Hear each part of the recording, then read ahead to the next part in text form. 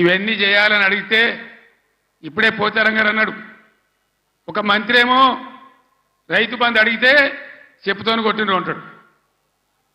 ఇంకో ముఖ్యమంత్రిని ఇవన్నీ ఏమైనాయి ఎందుకు ఏమని గట్టిగా నిలదీస్తే ఏం మాట్లాడతారు లిల్లీ పుట్టుగాళ్ళు? నీ గుడ్లు వీకి గోటీలు ఆడుకుంటాము, నీ పేగులు తీసి మెడలేసుకుంటాము, నిన్ను పండబెట్టి తొక్కుతాము, నీ ముడ్డి మీద చెటి లేకుండా చెటీలు గుద్దుకుంటాము. ఇదేనా 10 ఏళ్లలో నేను ముఖ్యమంత్రి ఉన్నప్పుడు ఒక్కసారి ఇటువంటి మాట విన్నారా? ఇంత అగౌరవంగా మాట్లాడినామా? ఇంత అన్యాయం మీ కళ్ళ ముందనే జరగాలనా? దయచేసి ఆలోచన చేయాలి. ఎలక్షన్ అంటే ఓట్లు అంటే ఏదో ఆగమాగం ఓట్లేసుడు కాదు. ఇలా సభలో ఉన్నారు, నేనే ఒక 100-150 లారీలు దాటుకుంటూ వచ్చిన, అందులో ఫుల్గా మంది ఉన్నారు. చాలా దూరంలో పోలీసు వాళ్ళు ఆపుతా ఉన్నారు, పోలీసు వాళ్ళు బొమ్మలు వీకేస్తా ఉన్నారు. నేను పోలీసు మిత్రులకు మనవి చేస్తా ఉన్నా, మీ డ్యూటీ మీరు చేయండి. 10 ఏళ్ళు మేము కూడా గవర్నమెంట్ ఉన్నాం. అమాయకులను బెదిరియడం, కొట్టడం, బీఆర్ఎస్ ఫ్లెక్సీలు బికేయడం ఇదా మీ పోలీస్ డ్యూటీ? ఇలా మేము కూడా లెక్క పెడతా ఉన్నాం. నేను పోలీసు పేరెత్తంగానే ప్రజలు ఎట్లా మాట్లాడుతున్నారో మీరు చూస్తున్నారు, ప్రజల గోల చూస్తున్నారు. ఇప్పటికైనా మీ అరాచకాలు బంద్ చేయండి, జాగ్రత్త. లేకపోతే మళ్ళా గ్యారంటీగా బీఆర్ఎస్ అధికారానికి వస్తుంది. అప్పుడు మీ గతి ఏమైతే ఆలోచన చేసుకోవాలి.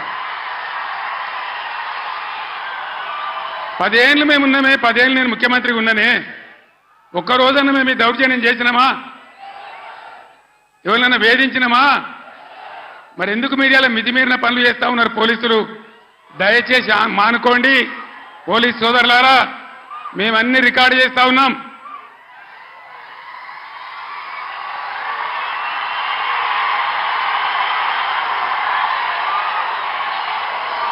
ఈ ప్రజల స్పందన చూసైనా మీరు మారాలి. డీజీపీ గారు మీరు మారాలని నేను చెప్తా ఉన్నా, లేకపోతే మీ మీదకి ప్రజలే తిరుగుబడే రోడ్ వస్తుంది, జాగ్రత్త అని నేను చెప్తా ఉన్నా. మా కార్యకర్త తెలంగాణ ఉద్యమకారుడు సల్వాజీ మాధవరావు అని కరీంనగర్ జిల్లా ధర్మారంలో, పెద్దపల్లి జిల్లాలో ఆయన సోషల్ మీడియాలో ఒక పోస్ట్ పెట్టిండని చెప్పి ఆయన మీద అక్రమ కేసులు పెట్టి ఇలా జైలు తరలించినారు. ఆయన కరీంనగర్ జైల్లో ఉన్నాడు. ఇది మీకు న్యాయమా?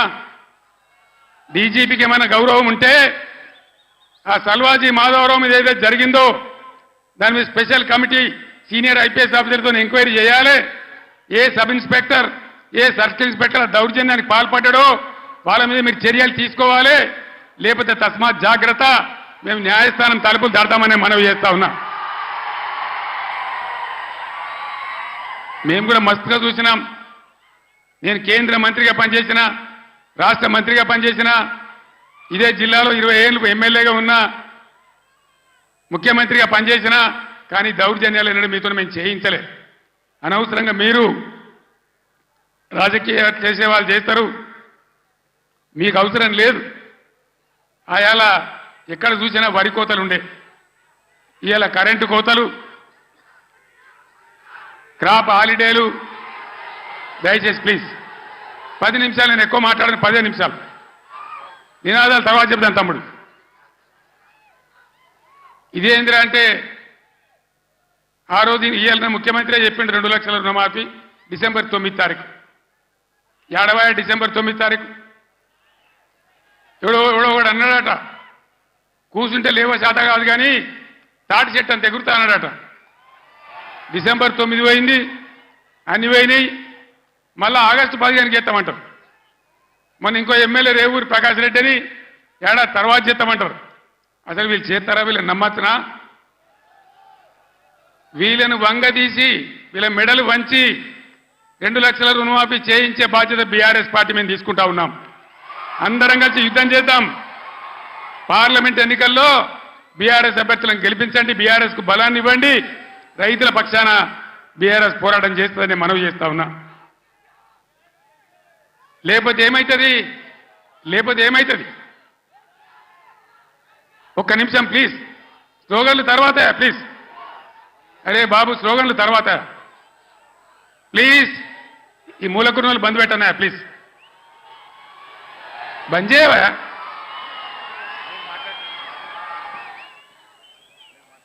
ఏం జరుగుతుందో చెప్పండి. ఒకసారి ఆలోచన చేయాలి ప్రజలు. ఓట్లు ఆగమాగం వేయద్దు, ఎవడో ఏదో చెప్తాడు.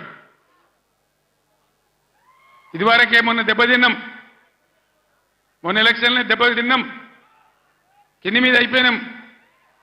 ఎంత ధీమాగా ఉండ్రి రైతులు, ఎంత మంచిగా ఉండ్రి, ఎంత బ్రహ్మాండంగా ఉండే, ఎంత మంచిగా రైతు బంధు మీ బ్యాంకులో పడుతుండే, కరెంట్ ఎంత మంచిగా వచ్చేది, చెల్లుకుంటలు ఎట్లా నిండి ఉండే, ఏ విధంగా నీళ్ళు వస్తుండే, మీ డబ్బులు ఎట్లా కొన్నాము. ఇవాళ తప్పుడు వానలు పడే పరిస్థితులున్నాయి.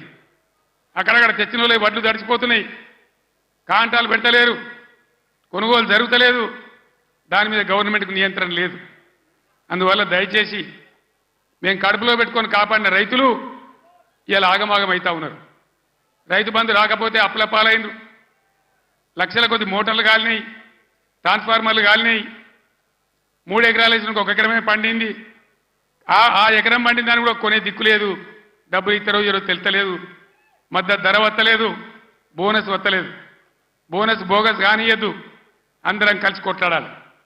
నేను ముఖ్యమంత్రికి రాష్ట్ర ప్రభుత్వానికి హెచ్చరిక చేస్తా ఉన్నా, బోనస్ పేరు మీద మీరు తప్పించుకోలేరు, దానికి ఎలక్షన్ కమిషన్ అడ్డం రాదు. మేము కూడా మీద కంప్లైంట్ ఇయ్యము. ఏ రైతుకు ఎంత బాకీ ఉంటారో అంత బోనస్ చిట్టీలు కూడా ఇలా రాసి ఇవ్వండి. ఎలక్షన్లలో బాండ్ రాసి ఇచ్చారు కదా, అదే పద్ధతిలో ఇలా వాళ్ళకి బాండ్ ఇచ్చినట్టుగా ఇవ్వండి. మీకు అంత కాదంటే ఎలక్షన్ తెల్లారి ఇవ్వండి, కానీ బోనస్ ఎగబెడతామంటే మాత్రం ఇబ్బంది అయ్యే పరిస్థితి ఉంటుందని మనవి చేస్తా ఉన్నా. మిషన్ భగీరథ 6 సంవత్సరాలు ఇంట్లో ఆ ఇంట్లోనే నల్లా వచ్చి నీళ్లు దుంకితే ఎంత బ్రహ్మాండంగా మనం పండగ చేసుకున్నాం. ఒక ఆడబిడ్డ కనవల్లే, రోడ్డు మీద బిందెలు కనవల్లే, నీళ్ళ ట్యాంకర్లు కనవల్లే. ఇవాళ ఏం గతి చేస్తా ఉన్నారు? మళ్ళీ నీళ్ళ ట్యాంకర్లు ఎందుకు వస్తున్నాయి? ఆ లంబాడి తండ బాయి పేరుందో నాకు తెలియదు. ఆ బాయి చిమ్నీ బాయ్ అని మా ఇంటికే నీళ్ళు వస్తున్నాయని నేను పోయిన ఎలక్షన్లో లంబాడి తండకు పోయి చెప్పింది. మరి ఇవాళ మళ్ళీ ట్యాంకర్లు ఎందుకు వస్తున్నాయి? మంచినీళ్ళకి ఎందుకు బాధ పెడుతున్నారు?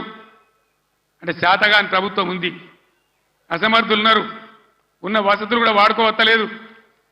9 ఏళ్ళు నడిచిన కరెంటు ఇయ్యత్తలేదు, 6 ఏళ్ళు నడిచిన నల్లా నీళ్ళు ఇయ్యత్తలేదు, రైతులను కాపాడే పరిస్థితి లేదు, రైతు బంధించే పరిస్థితి లేదు.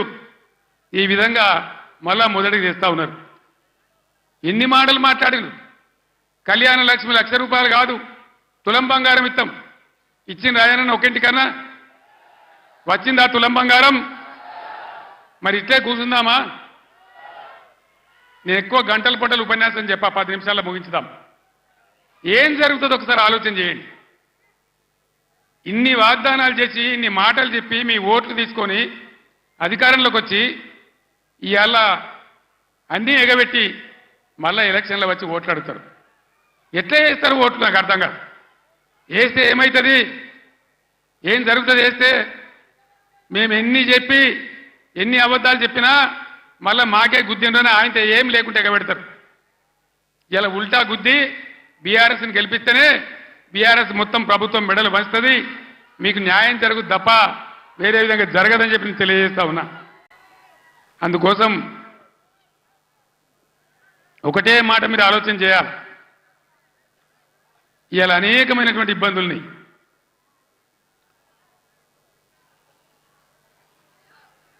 ఈరోజు మంచి అభ్యర్థులను పెట్టినాం, మంచి అన్ని విధాలుగా మిమ్మల్ని ఆదుకునే పద్ధతిలో వాళ్ళు పనిచేస్తారు, వాళ్ళని గెలిపించాలని చెప్పి నేను మిమ్మల్ని కోరుతా ఉన్నా. ఎంతసేపు చెప్పినాక ఇదే చెప్పాలి, ఇటు దింపు అడిదింపు. ఒక్కటే మాట నేను చెప్తా ఉన్నా, ప్రజాస్వామ్యంలో ప్రజలు అన్ని ఆలోచించి ఓట్లు వేయాలి.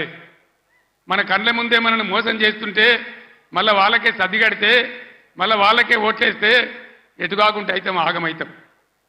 సంగమేశ్వర బసమేశ్వర కావాలన్నా, కాళేశ్వరం పనులు పూర్తి కావాలన్నా, కడుపు నిండా మళ్ళీ నీళ్లు రావాలన్నా, కరెంటు మంచిగా రావాలన్నా ఈ ప్రభుత్వాన్ని మెడలు వంచాలి.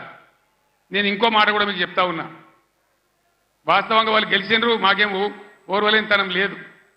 వాళ్ళు కూడా ఉండాలి, 5 ఏళ్ళు పనిచేయాలి, అప్పుడే నల్లదేందో తెల్లదేందో తెలుస్తుంది. కానీ ముఖ్యమంత్రి మాట్లాడే మాటలు చూస్తే, సభలలోనే వణుకుడు చూస్తే తిరగబడ్డ జనం తెలంగాణలో. సర్వే రిపోర్ట్లు వస్తున్నాయి, కాంగ్రెస్కు 2 సీట్ల కన్నా ఎక్కువ రావు అని. అంతటా అన్ని జిల్లాలలో కూడా రైతాంగం తిరగబడతా ఉంది. అందుకే ముఖ్యమంత్రి నిన్న నారాయణపేట సభలో ఆయన భయం ఆయన కంపం చూస్తే ఈ గవర్నమెంట్ ఏడాది కూడా ఉంటట్లేదని మనం చేస్తా ఉన్నా. ఎవడు ఎప్పుడు పోయి బీజేపీలోకి వెళ్తాడో, ముఖ్యమంత్రి జంపు కొడతాడో, ఏమవుతుందో, ముఖ్యమంత్రి ఈడో మాట మాట్లాడతాడు, ఢిల్లీకి పోయి బీజేపీ కోటేమని టీవీలో చెప్తాడు. అంటే ఏం జరుగుతుంది?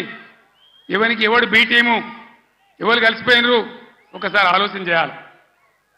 దయచేసి ఏ మార్పాటుగా ఉంటే ఇబ్బంది జరుగుతుంది. కాంగ్రెస్ గతంలో కూడా మీరు 60 ఏళ్ళు చూసినారు, ఇంకా కూడా ముందరికి మోసపోతే దెబ్బతింటాం. ఇక బీజేపీ పార్టీ ఏమన్నా ఏకైనా పనిచేసిందా మన రాష్ట్రానికి?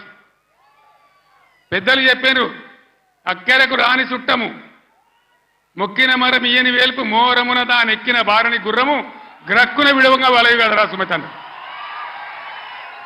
బీజేపీ అక్కడికి రాని చుట్టం.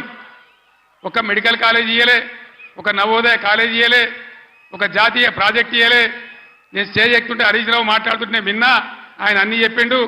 అవన్నీ 100% కరెక్టు.